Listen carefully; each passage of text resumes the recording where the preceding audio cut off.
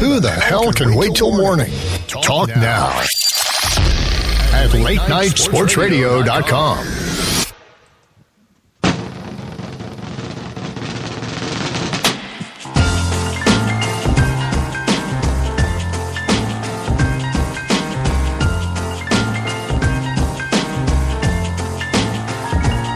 Hello, ladies and gentlemen. We return for yet another week. It is 87 Sports Fans Live, the official radio show of 87sportsfans.com. I am one of your illustrious hosts on this fine evening, Keith Grieve. And I'm Steve Taylor. There he is. I'm here. The brains and the beauty. I'm just here manning the board, pretty much. Wow, you're wrong on both counts, but that's all right. Okay. A reminder that this and every broadcast is brought to you by CG Imaging. That's cg-imaging.com. CG Imaging, virtually creating reality. And also brought to you by The Lockbox by Steve Taylor. Available for digital download and paperback orders through Amazon.com and BarnesandNoble.com. The Lockbox, a spy thriller by Steve Taylor. Yeah. So, yeah, man. Can we before we get into the throws of everything? I want to get off on a little bit of a tangent. I'm going to lead off the show with a tangent, okay? And I'm a 38-year-old child, okay? I don't think that there's anybody that knows me that will doubt that. Correct? Correct. Okay, 38-year-old child. So tomorrow is the release of NBA 2K15. Don't tell me you took the day off for that. No, I took the day off because I have a dentist appointment. I'm getting a crown on my back teeth. You're getting crowned all right. Yeah, so it's the days of taking the day off from work to play video games all day are long gone. Got to save them for when the children are sick now. That's right. But and I've been tagging you in videos on Facebook, so with all these of all the new features and everything like that, and it's going to bring me back to a familiar topic that in the video game sports world, it is absolutely appalling what EA has done to football by just going in autopilot mode with Madden. Because if you look at all the cool things about NBA 2K15, face scanning, the career mode, the video I saw today with the pregame show with Ernie Johnson and Shaq. None of those presentation elements are in Madden, but they were in NFL 2K5 back in the day. Mm-hmm. But it's just like every good basketball game that comes out, even though it's not a football game, it's like a dagger in EA's back to me.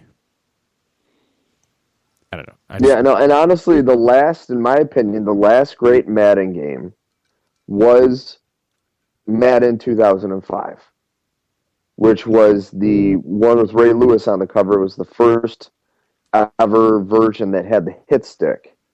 And the reason they had those innovations was because NFL 2K5 was the best football game ever made. And EA, that was the last time they really did some serious innovations. And ever since then, just like you said, ever since they bought the rights, they have just been pumping it out. They're doing kind of what's happening with the Call of Duty series. They're just pumping out the same thing, knowing that there's going to be a line out the door to buy it. Yeah, zero innovations, zero way to fix anything. Just because it's got a name on it. We all the video game players, the users, if you would. We are nothing but Russian mail order brides. Yes. To EA and their comrade. Yeah. So that is the end of my tirade there. So it just irritates me. Yeah. Well, no. I mean, if you think about it, if they were allowed to continue to make football games, it would by far be destroying Madden right now. Because what 2K5 did was incredible. They took Madden out back behind the woodshed and sold it for half price, too, if you remember. I'll never forget, I was playing 2K5 right when the PS3 came out, or a little bit after the PS3 came out. I was playing 2K5 on my PS2, And my brother came over and said, "Oh, this is what the PS3 looks like, huh? Wow, it's great." I'm like, no, that's the PS2 with Madden 2K5. You mean NFL? Yeah, NFL 2K5. Yeah. It's just it looked that good that it was mistaken for a future generation system game. But you think about all the features, though, it had, too. It had the Berman introductions. It had the halftime show with the highlights. It had Weekly Sports Center. And as you got closer to the draft, Trey Wingo would go over draft candidates. And then when you went through the draft, you clicked the thumbstick, and you had Trey Wingo and Mel Kiper breaking down the draft. And everything. It's just, there's so many little things. It was easily skippable if you got sick of it. But it was just cool to sit and watch an awful lot. It was definitely the best use of the NFL and ESPN tag. And ESPN too, or ESPN tag. I mean, absolutely. By far the best. I mean, the college football games made good use of ESPN and College Game Day and whatnot, but nothing could top what they did in 2K5. Yeah. So. There it is, folks. Nice tangent. Yeah, this is nice. I got it off my chest because it was bothering me. So now tomorrow, when you walk into the dentist, I want you to point at your tooth and say, "It is what I thought it was. If you want to crown him, crown it." Oh, jeez. Really? That's what I want you to yell to the dentist. You were waiting 8 minutes for that joke, weren't you? I was. You went off on your tangent. I'm like, dude, I just want to say this. It's just okay. So no, I won't be saying that for the record. Oh, God. Crown it, Keith. So let's talk a little postseason baseball. If you want to join the discussion at any time, the phone number is 585-633-7487. That is 585-633-7487. And also I am manning the Twitter handle at 87sportsfans if you have any comments about the shoe. So let's start first things first. First of all, we were dead ass wrong with our predictions last week. Although I almost was right, but I, like a spineless jellyfish, changed my prediction on the air. I was going to take the Giants, but then changed it to the Pirates. And we didn't think the Royals stood a chance. And then lo and behold, not only do they win the wild card game, they go and they sweep the freaking Angels. And destroy them. Yeah. And in the last game, and, going into the last game, neither team was hitting above $170 as a team, but then the Royals throw up 8 to close out the sweep and just add insult to injury. So now they go on and they take on the Baltimore Orioles, who also swept the Detroit Tigers. This one a much closer margin, 2-1 yesterday. So the Orioles sweep the Tigers. The Royals sweep the Angels. The Angels and the Tigers really have been part of the what's the word I'm looking for? Part of the status quo in the American League. The elite. As far as contenders. Not that either one has really won all that much. I mean, I know Detroit's won a World Series, but neither one is really, no one's repeating or three-peating, if you know what I mean. But they're part of the status quo as far as good teams in the American League. So now you have the next generation, so to speak, coming in with sweeps, nonetheless. Yeah. So you have 2 franchises. Neither one has been to the World Series since the mid-'80s. Who are you pulling for in this? How can you not? I mean, I've said before I have that little bit of a soft spot for the Orioles just because of the history with Rochester, but how can you not pull for the Royals? The Royals are obviously the Cinderella feel-good story of this baseball postseason. And honestly, there have been some people that are saying that if they make it to the World Series, it'll affect the ratings. I don't think it will. I think it's going to boost ratings because you have these small market teams with a bunch of nobodies who are just tearing it up in the postseason right now. If they can get past the Orioles, I mean, how amazing would it be? And talk about a blast from the past if we're looking at a potential Dodgers versus Kansas City World Series. I mean, that's right out of the 80s right there. You put way too much faith in the Dodgers, I'm telling you. I called it last week that they're going to lose the series to the Cardinals. But anyway. I don't know. I mean, it's tied 1-1. Right now it's 0-0 in top of the third. So a lot of it. I mean, a lot of it's going to depend on this game. Refresh your browser. It's 1-0 Cardinals in the bottom of the third now. Oh, stupid refresh. Another wrinkle. So you said, how can you root against the Royals? So let me play devil's advocate and poke the bear. Of course, because you have to. Like I like to do. Even though you're going to pick the Royals too. I don't know. What is your reason to pick? I know you're not hating on the Orioles by any stretch of the imagination, but what's the difference maker that makes you pull for the Royals over the Orioles?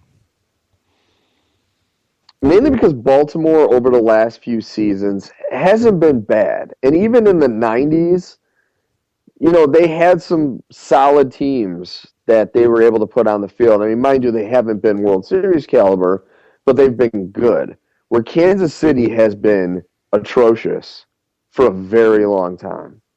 I mean, you can even look back to the George Brett days for the last time that they were truly a team to reckon with.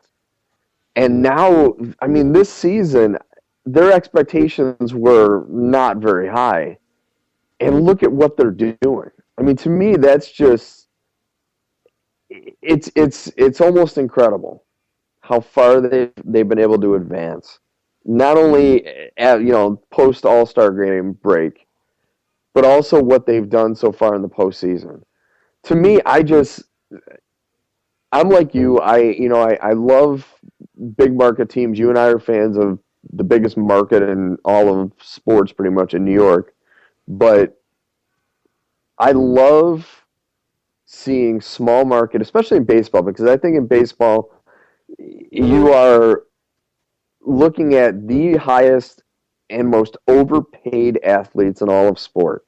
And the fact that these payrolls can just get ridiculous. And you look at a team like Kansas City, which is, I mean, I might have enough change in my pocket for their payroll. You look at these small market teams, like a lot of people are rooting, I know you were, especially for like Pittsburgh last season. To me, Kansas City is everything right with sports. You have a small team, a solid team playing together. The fans are just going crazy and backing their team with all of their heart. And, it is almost like a movie. It's like one of those feel-good Disney movies that I never liked, but I like the premise. Well, you look at like how they did it. I mean, they played 3 games each. The Orioles' leading hitter, if you want to call it that, was Nelson Cruz. Now, Nelson Cruz is probably a black eye for the Orioles simply because of his PED suspension past. Mm. But the Orioles scored 21 runs against the Detroit Tigers, who trotted out Verlander, David Price, and Max Scherzer. As 1, 2, 3 starters go in the American League, it's hard to top that in the American League. The Orioles went out and just clobbered them. And remember that they are doing this without Matt Wieters. They're doing this without oh my God, I'm totally blanking out right now. This is how does this happen to me every time? Because we do a late show, and sometimes and I'm old. You just forget things. Nick Markakis. They're doing it without Markakis and without Wieters. Holy shnikes. So I tip your cap to them just overcoming, those injuries and going out. When you look at Kansas City, they scored 15. They didn't even clear the Mendoza line for the series. 198 they hit for the series. They walked 12 times and 106 at bats. It just doesn't scream, If you're a baseball purist, you're clawing your eyes out, wondering how this team managed not just to beat the Angels, how did they manage to sweep the Angels? But it all came down to,